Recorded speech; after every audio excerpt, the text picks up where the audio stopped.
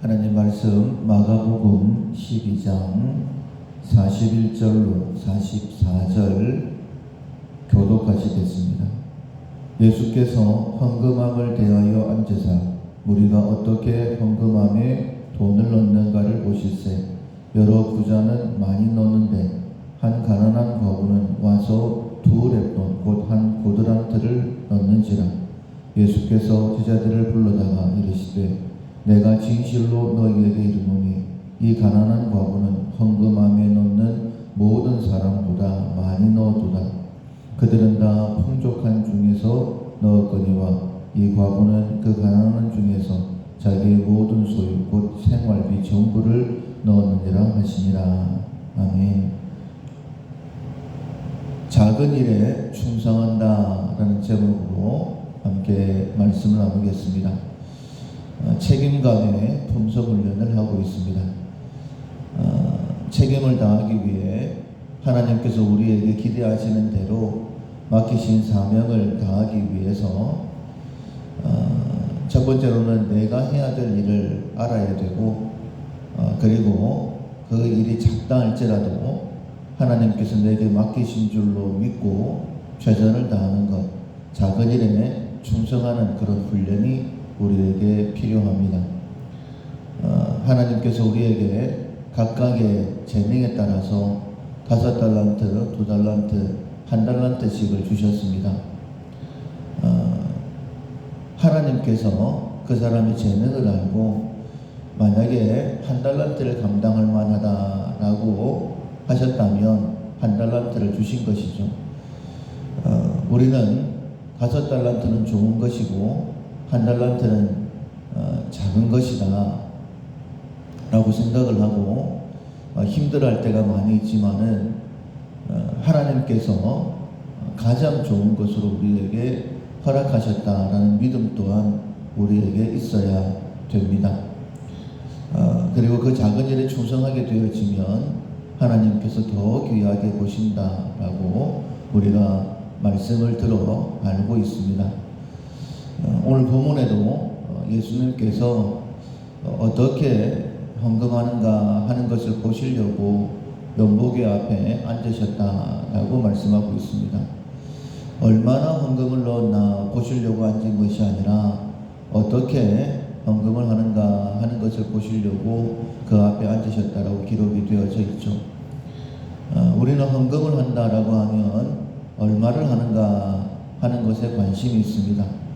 그러나 하나님께서는 많이 내고 적게 내는 것에 관심이 있는 것이 아니라 우리의 마음이 어떠한가, 우리의 자세가 어떠한가, 주신 대로 힘을 다해서 자원하는 마음으로 드리는 것을 하나님께서 기뻐하시지 억지로 드리는 것, 마지못해 드리는 것, 그것은 원하시지 않는다라고 분명히 말씀하셨죠.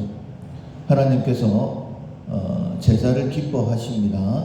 왜냐하면 그 제사는 예수 그리스도의 대속을 상징하는 아주 귀한 예식이기 때문에 레위기서에 보면 얼마만큼 철저하게 제사에 대하여 말씀하시고 준비해야 되는 것, 그것을 말씀하고 계시죠. 그러나 아무리 하나님 앞에 제사를 드린다 할지라도 온전한 제물을 준비하지 않으면 하나님께서 그 제사를 그 자체를 받지 아니하시고 오히려 그 제사를 통하여 나를 경멸히 여긴다 라고까지 그렇게 말씀을 하십니다. 그래서 어떻게 연보를 드리는가, 어떤 마음으로 연보를 드리는가. 그런데 그 가운데 가난한 과부가 2렙돈의 헌금을 드립니다. 생활비 전부를 드렸다라는 것이 중요한 것이 아닙니다. 얼마가 중요한 것이 아니라 어떻게이죠.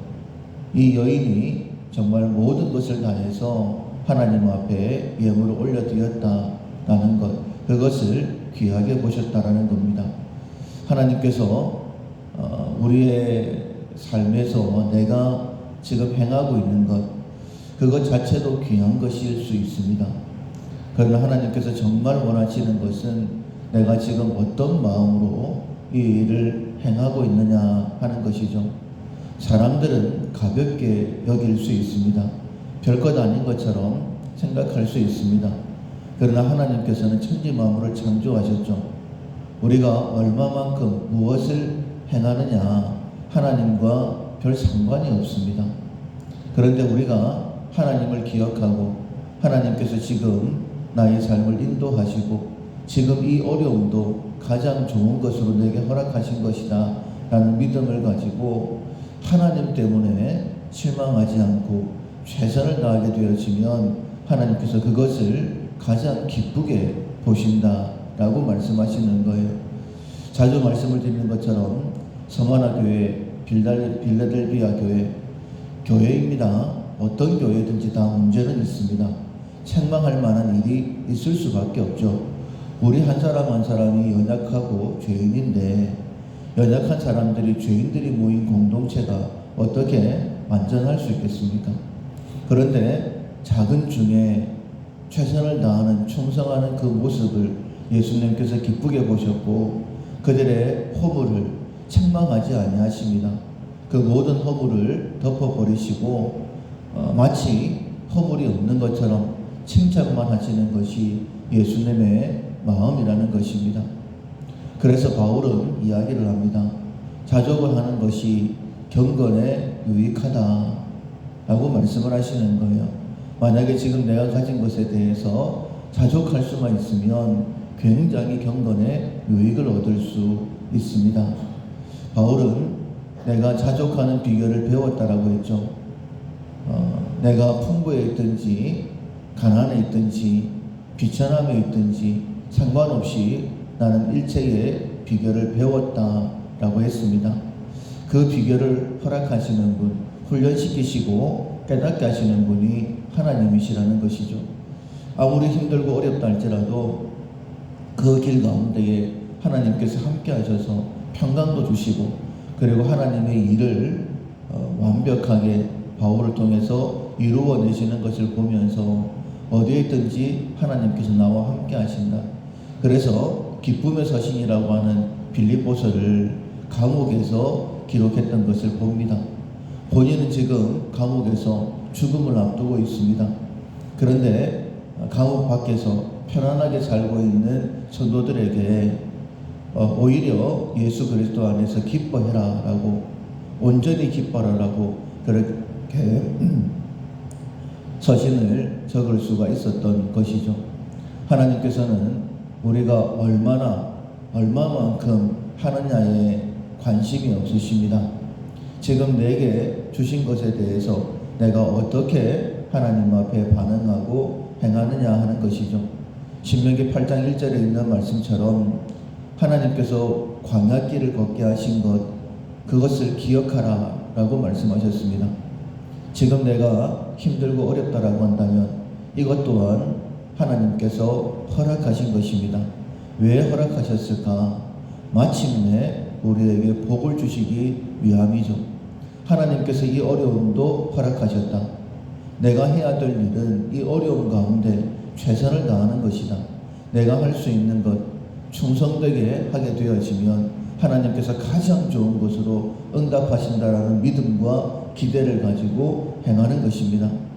그러면 시편 기자의 고백처럼 이 고난당한 것은 반드시 우리에게 유익되는 것이죠. 내가 하나님을 더 깊이 알게 되었습니다. 욥이 고백했던 것처럼 고난당하기 전에는 내가 하나님께 대하여 귀로 듣기만 했는데 이 고난을 당하고 나니까 이제 하나님을 눈으로 배웠습니다 라고 고백할 수 있게 되어지고 마침내 갑절의 복을 얻게 되어지는 것처럼 이 고난에 대해서 원망하고 불평하고 필요 없는 것처럼 빨리 지나갔으면 좋겠다라고 생각한다면 결코 하나님의 은혜를 기대할 수 없는 것입니다. 감당치 못할 시험 당함도 허락하지 아니하시고 시험 당할 즈음에는 피할 길을 내사 능히 감당케 하신다라고 하나님께서 분명히 말씀하셨습니다. 얼마나 내는 것이 중요한 것이 아니라 어떻게 내느냐 하는 것이 중요합니다. 이 고난에 대하여 내가 어떻게 하나님께서 내게 허락하신 것이다. 내가 해야 되는 것, 이 작은 것이랄지라도 충성되게 행하는 것이다. 하나님의 뜻을 구하고 행하게 되어지면 반드시 하나님께서 가장 좋은 것으로 응답해 주실 것입니다. 책임감의 훈련을 함에 있어서 실천상 작은 일에 충성한다 꼭 기억하시고, 내가 힘들고 어려우면 할 만한 게 별로 없을 겁니다. 내가 할 수 있는 게 별로 없기 때문에 힘든 것 아니겠습니까? 어려운 것 아니겠습니까? 그러나 그 작은 일에 충성하게 되어지면 하나님께서 큰 것으로 우리에게 맡겨 주실 것입니다. 오늘도 내가 해야 될 일 꼭 하나님 안에서 감당하시고 하나님의 은혜를 경험하는 우리 모두가 될 수 있기를 주님의 이름으로 축원합니다. 아멘. 435장 나의 영원하신 기억 함께 찬양하시겠습니다. 나의 영원하신 기억 생명보다 귀하다. 나의 갈 길 다가도록 나와 동행하소서. 주께로 가까이 주께로 가오니 나의 갈 길 다가도록 나와 동행하소서. 세상 부귀한 일함과 모든 명예 버리고 험한 길을 가는 동안 나와 동행하소서. 주께로 가까이 주께로 가오니 나의 갈 길 다가도록 나와 동행하소서. 어두운 골짜 지나가며 험한 바다 건너서 천국 문에 이르도록 나와 동행하소서. 주께로 가까이 주께로 가오니 나의 갈